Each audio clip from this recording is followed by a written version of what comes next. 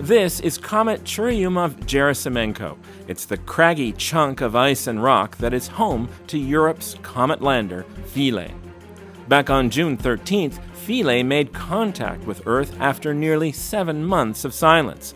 But since then, communication with the lander has been brief and intermittent. And that's created a big challenge for mission controllers here at the German Aerospace Center near Cologne. Valentina Lomach is an operations engineer who monitors the power coming from Philae's solar panels. As she explains, the way Philae landed last November has at least set up the possibility of a dramatic comeback this summer. In November, Philae actually landed first here. Then we think that he took a little bit of a detour, ricocheted off of the edge of this big crater called Hatmahit around here, and then drifted over to here, which is a very dark area, or it was during November. Now it's getting into the summer months for the comet, and so the illumination is much better.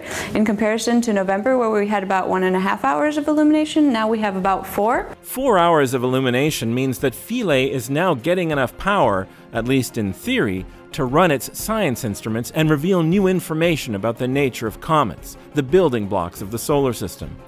But that can only happen if mission controllers can talk back to Philae and upload new instructions.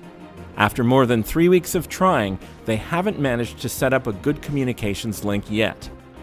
Engineers think part of the problem is that Philae's transmitter is partly obstructed by the surface of the comet. The transmitter sends out a cone-shaped beam that is picked up by the Rosetta orbiter spacecraft and relayed back to Earth. We know now that Philae definitely is looking at least partially into the comet, because otherwise, if the cone was looking straight up out of the comet, we would be able to get a better link with the orbiter. There's also another problem. Mission controllers have now confirmed that one of Philae's receivers is broken. There's a second one, but if it has a problem too, then there will be no way to send commands to the lander, and Philae's second life will be over before it gets started. To help understand what might be happening on the lander, engineers have an identical version of Philae's electronics here at Mission Control. They can work with it to test out ideas for improving communications. Meanwhile, as the comet rotates on its axis, it brings a new opportunity every 12.5 hours to hear from the lander and to try something new.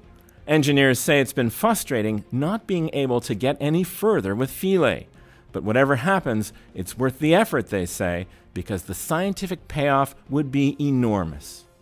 It could be possible, especially if you're able to continually charge the battery, to really operate for several months now. That would be the best case.